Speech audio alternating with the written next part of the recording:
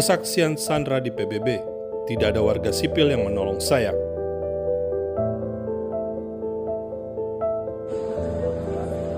Inilah suasana ketika mantan Sandera Eli Syarabi datang ke gedung PBB guna memberikan kesaksian penyanderaan Hamas. Eli Syarabi disambut oleh banyak orang yang peduli padanya.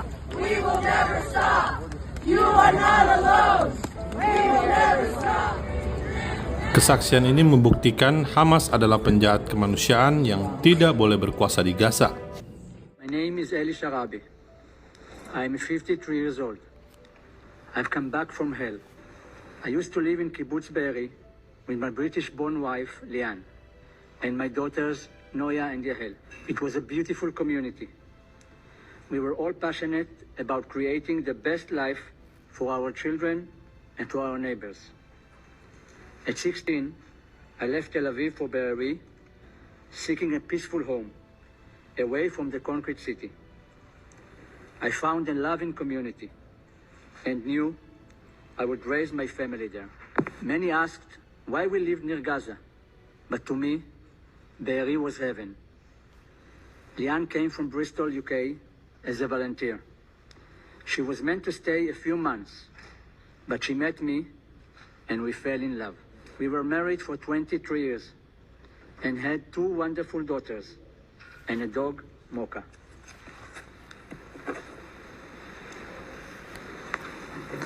On October 7, my heaven turned to hell.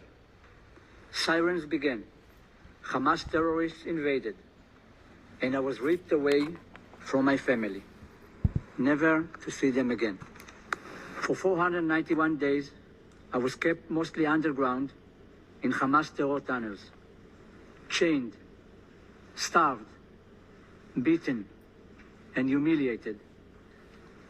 I was held captive in the darkness, isolated from the world by Hamas terrorists. They took pleasure in our suffering. I survived on scraps of food, with no medical attention and no mercy. When I was released, I weighed just 44 kilos. I had lost over 30 kilos, nearly half my body weight. For 491 days, I held on to hope. I imagined the life we would rebuild. I dreamed of seeing my family again. Only when I returned home, I learned the truth. My wife and my daughters had been slaughtered by Hamas terrorists on October 7. I'm here today, less than 6 weeks ago after my release, to speak for those still trapped in that nightmare. For my brother Yossi, murdered in Hamas captivity, his body still held hostage. For Alon Ohel, still 50 meters underground, I swore to him that I would tell his story. For Hirsch, Ori, Eden, Carmel, Almog and Alexander, murdered in cold blood by their captors. For every hostage still in Hamas' hands, I'm here to tell you the whole truth. On the morning of October 7, at 6:29 a.m., the red alerts began to come through on Lian's phone. I told her not to worry. It will be over soon, I said. Minutes later, we heard that terrorists were infiltrating our community. They were inside the kibbutz. Again, I reassured her. The army will come. They always come. We heard gunfire, screaming, explosions, and then we heard the terrorists at our door. We had no weapons, no way to fight back. Lian and I made a decision we would not resist. We hoped we could save our daughter. The door opened, our dog barked, the terrorist opened fire. Lian and I threw ourselves over our daughters, screaming for the terrorists to stop. Suddenly, 10 terrorists were inside my home. They took our phones. 2 of them grabbed me. They took my wife and daughters to the kitchen. I couldn't see them anymore. I didn't know what was happening to them. I was screaming their names, and they were screaming mine. I told Lian not to be afraid, but this was fear beyond anything I've ever felt. Then, I knew I was being taken. As they dragged me out, I called out to my girls, "I will be back." I had to believe that. But that was the last time I ever saw them. I didn't know I should have said goodbye. Forever. Outside was like a war zone. My peaceful home, my slice of heaven, was gone. I saw over 100 terrorists filming themselves, celebrating, laughing, partying in our gardens as they massacred my friends and neighbors. Dragged me to the border, beating me the whole way. My face was swollen, my ribs bruised. When we arrived in Gaza, a mob of civilians trying to lynch me. They pulled me from the car, but the terrorists rushed me away into a mosque. I was their trophy. I thought about Lian, Noya, and Yael. Were they still alive? For the first 52 days, I was held in an apartment. I was tied up with ropes. My arms and legs were tied so tightly, the ropes tore into my flesh. I was given almost no food, no water, and I couldn't sleep. The pain was unbearable. Sometimes I would just faint from the pain, only to wake up to that pain again and again. Then, on November 27, 2023, Hamas took me into a tunnel, 50 meters underground. Again, the chains were so tight, they ripped my skin. They never took them off, not for a single moment. Those chains tore at me until the day I was released. Every step I took was no more than 10 centimeters. Every walk to the bathroom took an eternity. I cannot begin to describe the agony. It was hell. I was fed a piece of pita a day, maybe a sip of tea. Hunger consumed everything. They beat me. They broke my ribs. I didn't care. I just wanted a piece of bread. There was never enough food. Sometimes, if we begged enough, we would get something extra. We had to choose an extra piece of pita or a cup of tea. Sometimes they threw us dry dates, and it felt like the greatest gift in the world. We had to beg for food, beg to use the bathroom. Begging was our existence. We strategized over every meal.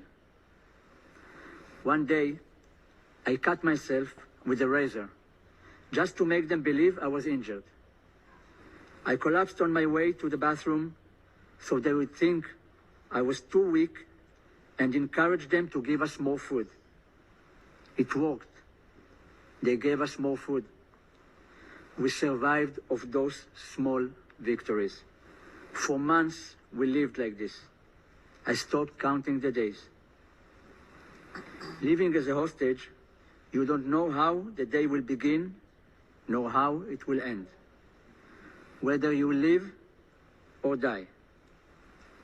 At any moment, they could beat you. At any moment, they could kill you. You wake up every day and do not know when you will be able to eat.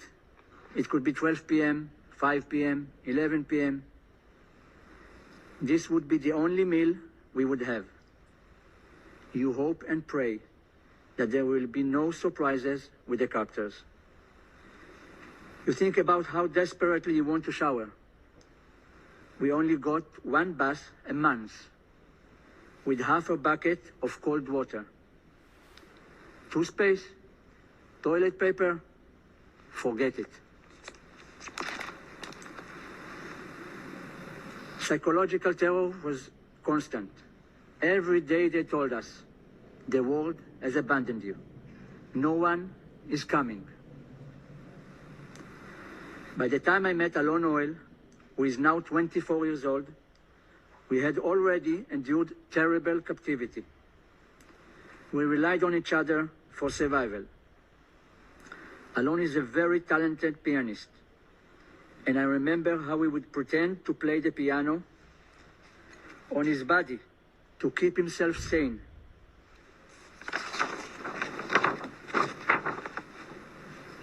He doesn't look like anymore like that. One day, a terrorist took his anger out on me. He stormed in and beat me so badly that he broke my ribs. I couldn't properly breathe for a month. Alon tried to protect me with his own body.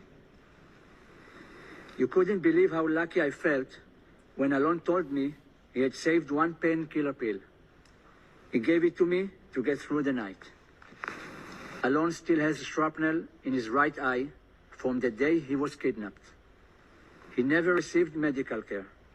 He never saw the Red Cross. To this day, he is blind in that eye. When I was released, he grabbed onto me, terrified to be left behind. He told me he was happy for me. I promised him it was just a matter of days before we would be home too. I was wrong. Just before my release, Hamas took pleasure in showing me a picture of my brother Yossi. This is my oldest brother, husband for Nira, a father for Yuval, Ophir, and Oren. They told me he was dead. It was like they had brought a massive hammer down on me. I refused to believe it. My brother Yossi was all heart. Those with him in captivity told me that he gave his food to others. On February 8, 2025, I was released. I weighed 44 kilograms. This is less than the body weight of my youngest daughter, Yahel. May her memory be blessing. I was a shell of my former self. I still am.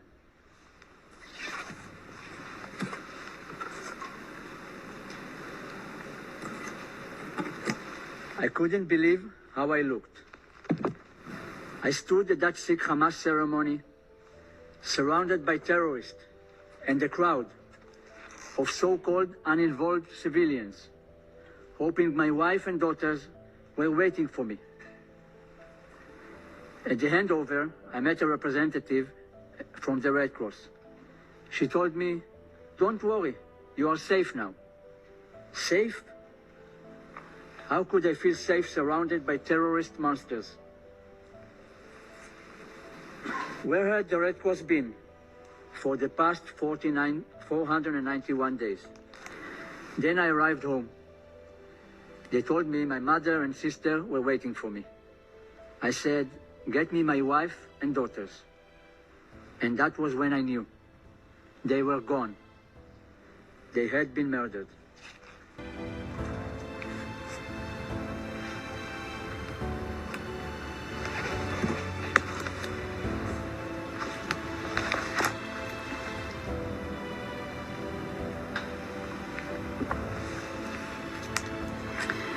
I'm here today because I survived and I prevailed, but that is not enough.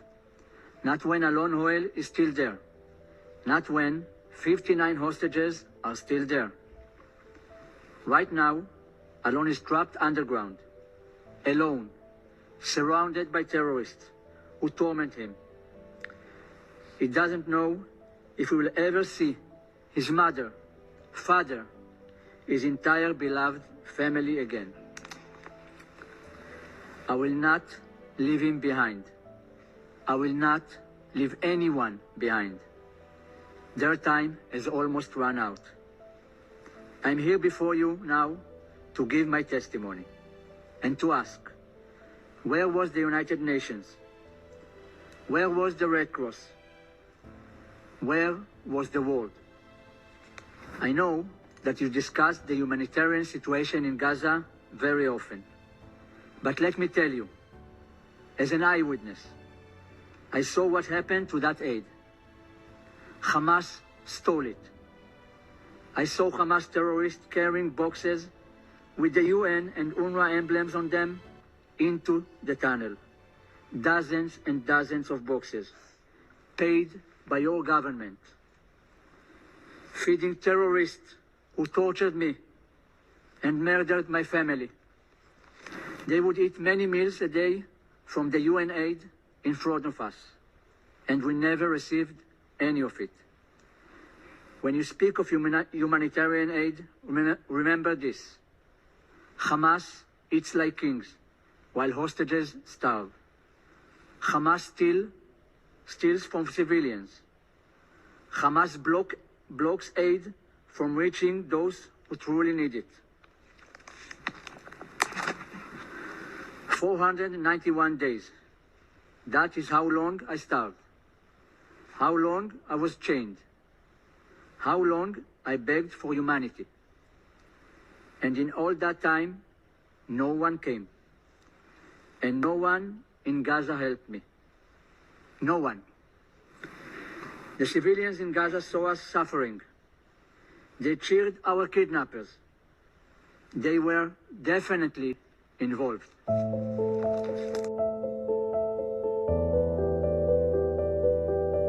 I'm Israel Hai, bangsa Israel hidup. Salam damai dari Fakta Israel.